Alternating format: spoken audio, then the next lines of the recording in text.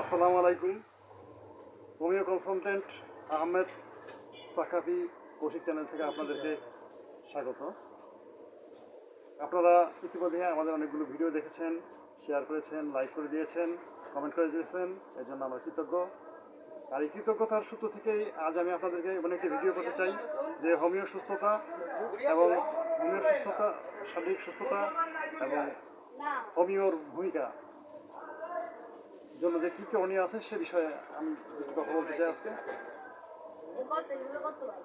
শারীরিক সুস্থতার জন্য প্রথমে প্রয়োজন পর্যাপ্ত পরিমাণ ঘুম, অন্তত 8 ঘন্টা ঘুমাতে হবে। যে সূত্রটি আছে যে early to bed and early to rise makes a man healthy wealthy and wise. সকাল সকাল ঘুমাতে যাওয়া, সকাল সকাল ঘুম থেকে ওঠা, এটি একটি ভালো অভ্যাস। যদি এই অভ্যাসটি এখন অনেকটাই নষ্ট হয়ে গেছে, তাই বিভিন্ন ধরনের শারীরিক অসুস্থতা মানুষের ভিতরে দেখা যাচ্ছে। এছাড়া কাজের চাপের কারণে মানুষ অনেক সময় পানি খেতেও ভুলে যাচ্ছে।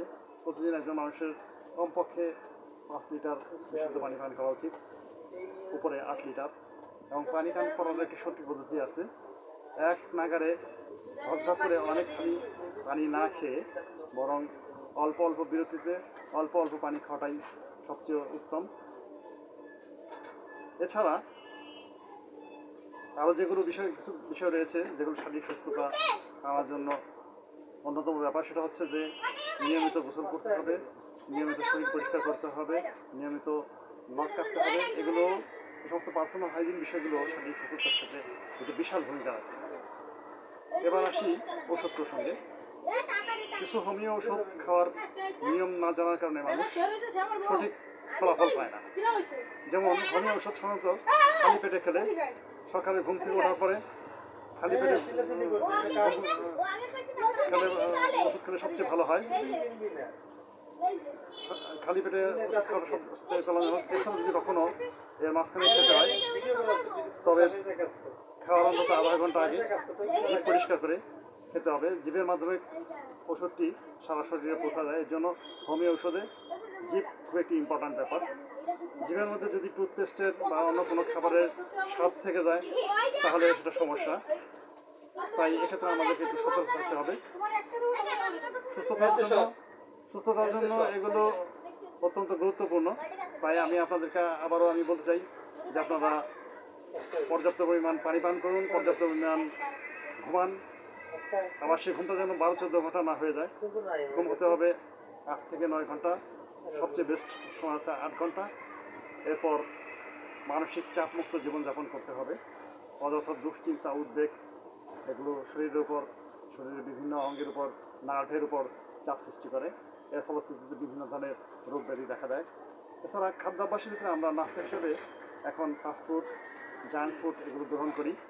এগুলো শারীরিক অসুস্থতার জন্য চরম ক্ষতিকর। আমি আপনাকে যদি একটা উদাহরণ দিই তাহলে আপনার বিষয়টি বুঝবেন যে অনেকেই সিঙ্গারা বা পুরি নাস্তা হিসাবে গ্রহণ করে,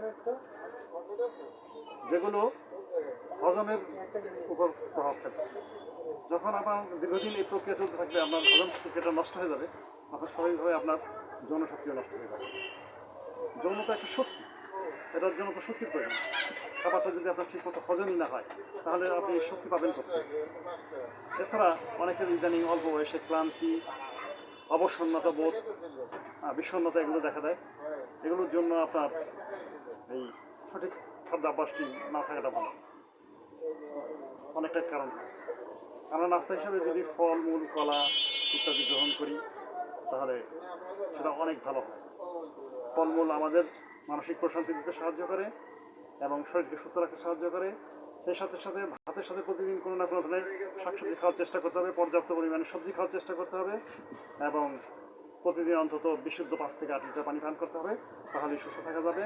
আজ আপনাদের জন্য এতটুকুই। নেক্সট কোনো ভিডিওতে আবার দেখা হবে। আবারও আপনাদেরকে সাবস্ক্রাইব করার জন্য অনুরোধ করছি। ধন্যবাদ, সবাই ভালো থাকবেন।